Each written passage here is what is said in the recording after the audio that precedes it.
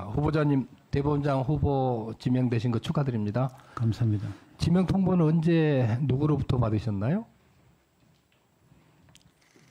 지명 제가 동의한 그 검증 과정에 동의하면서 언제 누구로부터 받으셨나요? 어떤 방법으로? 제가 하루 전날 통보 받았습니다만은 상중이었습니다. 누구로부터 받았습니까? 어떻게? 그 부분에 대해서 비밀 서약이 약정을 했기 때문에 제가 공직 후보자로 말씀드리기가 좀 곤란합니다. 누구에게 비밀 서약 약정을 했습니까? 용산에서 검증하는 과정에서 제출하는 서류에 비밀 서약서가 있었습니다. 비밀 서약서 안에 예. 통보하는 사람이 누군지에 대해서 일체 그렇습니까? 그 직접 만나서 비밀 서약을 하셨습니까? 그분하고? 서면을 받았는데 제가 청문 과정에 그걸 읽어보니 지금 과정에서 비로소 저도 사후에 자세히 그걸 알게 읽어봤습니다. 됐다는 말씀이시죠? 전화로 받으셨죠? 동의한다는 과정에 대해서는 일체 비밀을 지명 유지하기로 되어 통보를 있습니다. 전화로 받으신 건 맞죠? 지명 통보는 그렇습니다. 누군지를 밝힐 수 없다. 예, 비밀 서약 때문에 양해해 주시면 감사하겠습니다. 예, 후보자님 33년 법관 생활 하셨다고 했습니다. 예. 재임용 3번 받으셨고요. 아마 법원장도 4년 하셨습니다. 저도 법관으로 21년 일했고 재임용도 2번 받았습니다. 지원장으로 2년 경험이 있습니다. 그 경험을 비추면 지금까지 후보자께서 답변한 수많은 말들이 믿기 어렵다 하는 말씀을 먼저 드립니다. 방금 말씀드린 후보자 이력만으로는 후보자가 좋은 법관이라든가 좋은 사람이라는 증거는 전혀 아니라는 게 법관 생활 21년 한 제 의견입니다. 그리고 우리 국민은 대통령이나 국회의원에 대해서 많은 아쉬움을 지금 갖고 계세요. 그러면 적어도 대법원장은 국민들이 원하시는 정도의 수준 높은 분을 가질 권리가 있지 않을까요? 예. 대법원장에 대한 잣대가 대법관이나 법관에 대한 잣대가 다릅니다. 사법 정의의 최고봉이시잖아요. 잣대가 다르지요. 어떻게 국회의원이나 장관들하고 잣대가 같을 수 있습니까? 잣대가 다릅니다.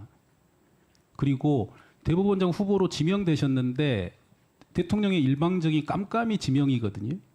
법관은 한 명 뽑을 때 법관 인사위원회에서 1년 정도 수많은 절차를 거치고 면접도 보고 시험도 봅니다. 알고 계시죠? 예, 잘 알고 대법관을 있습니다. 뽑을 때는 대법관 후보 추천위원회를 열어서 변호사, 법무부 장관, 대법관들이 추천을 받고 검증해서 복수의 후보를 올리면 대통령과 대법원장이 협의해서 국회에 보내거든요. 근데 대법원장은 일방적인 깜깜이로 대통령이 마음대로 지명합니다. 그러면 지금부터 후보자가 대통령이 지명한 대법원장으로 적임자임을 증명해야 됩니다. 제 의견에 어떻게 생각하십니까? 예, 뭐 그렇다고 생각합니다. 사법 독립하여 재판하는 부분에 관해서 질의하겠습니다. 저는 지명권자인 대통령으로부터 독립하여 재판하는 것이 매우 중요하다고 생각합니다. 후보자 작년에 대통령 취임식에 참석했지요. 예, 법원장 자격으로 당시에 참석했습니다. 대전고등법원장이었습니다. 예, 평일이었고요. 예, 대법원에서 자, 제가 질문합니다. 예, 초청장 왔더라도 참석하지 않는 게 저는 맞다고 생각합니다. 두 번째, 후보자가 친한 친구 문묘 변호사님의 장녀가 2020년 7월에 서초동 행정법원에서 결혼식 했습니다. 거기 참석하셨습니까? 예, 그딸 윤석열 대통령도 참석하셨는데 대통령 만나셨어요? 그 제가 그때 다른 모임이 있어가지고 인사만 하고 갔기 때문에 못 네. 만났습니다. 우리 대통령님의 결혼식 참석하셨습니까? 참석 안 했습니다. 안 했습니까? 예. 네.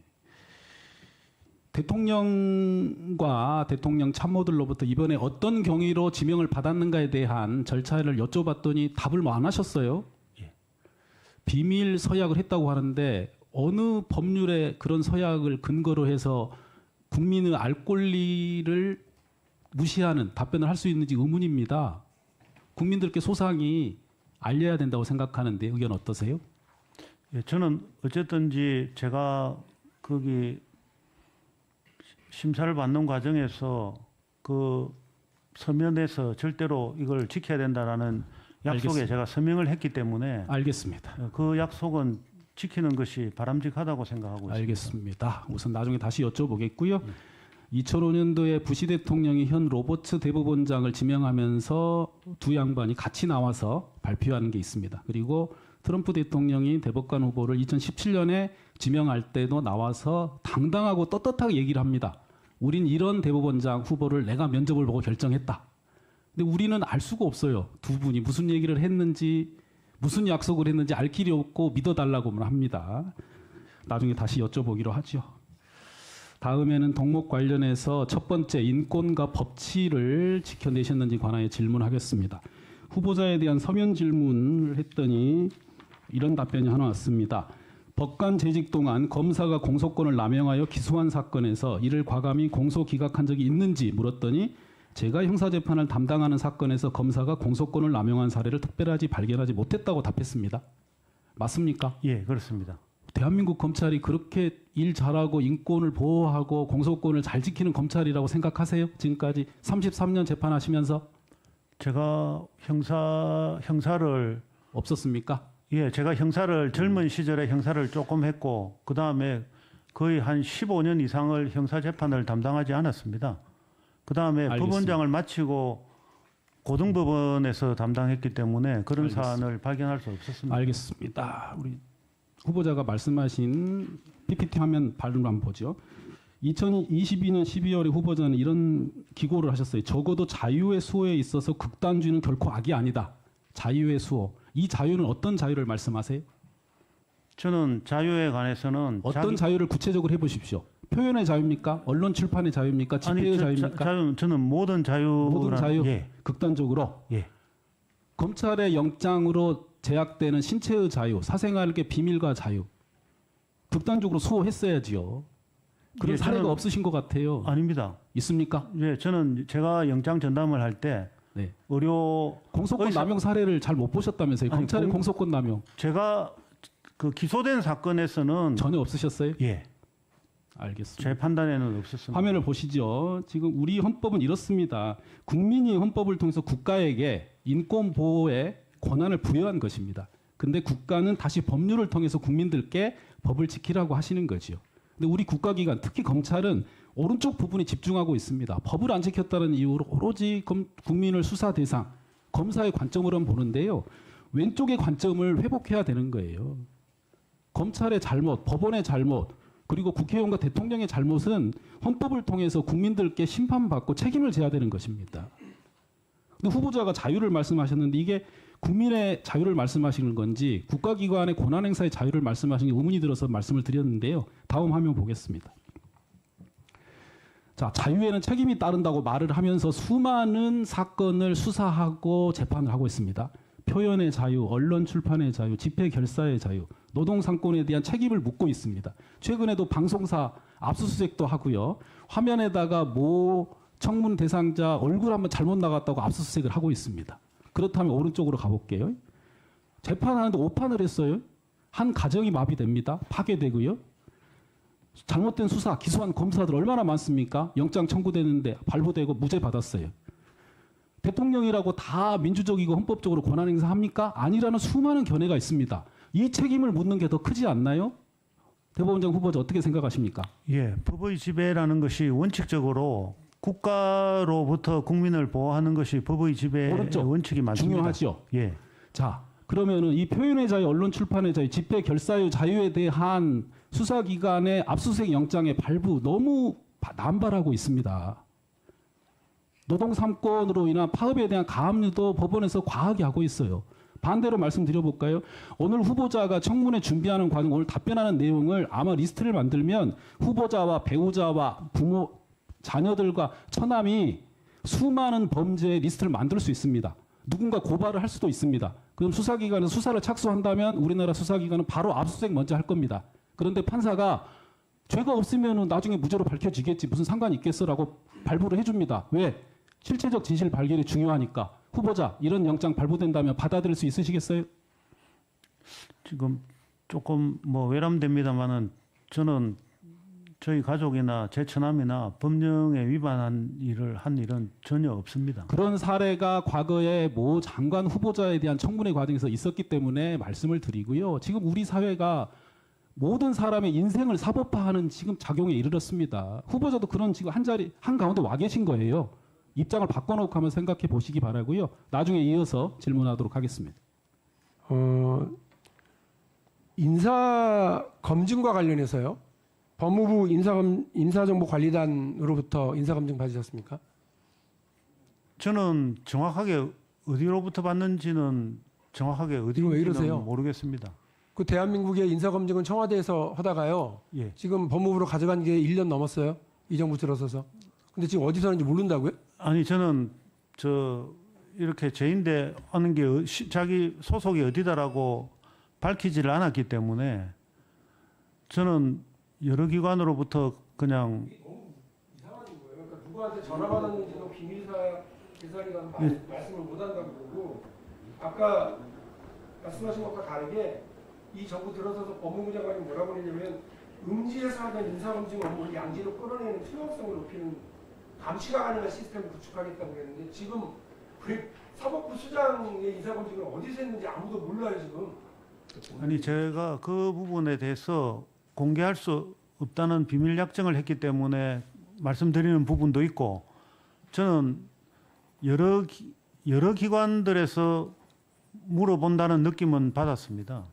뭘 달라고 이렇게 하는 것도 그 정도는 받았지만 정확하게 그분의 소속이 어딘지 이런 거는 정확하게 알지 못했습니다.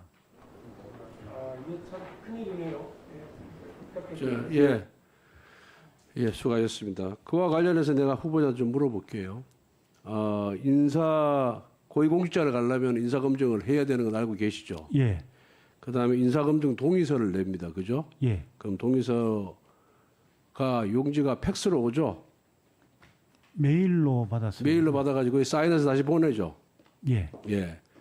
그때 그 연락 온 사람은 아마 대통령실 직원이죠? 그렇습니다. 예. 그런데 그 후에 그 동의서를 갖고 어떤 기관에서 어떻게 했는지는 구체적으로 모른다는 그런 말씀이죠. 예, 그렇습니다. 예. 그러니까 그걸 오해 없이 얘기를 해야죠. 예. 예. 그것이 법무부에 설치된 인사검증단인지 아니면은 뭐 대통령실에 설치된 공직기관 비서관실인지 그거는 인사검증하면서 후보자한테 알려주진 않잖아요. 예, 예. 그럼 정확하게 그게 맞는 것 같습니다.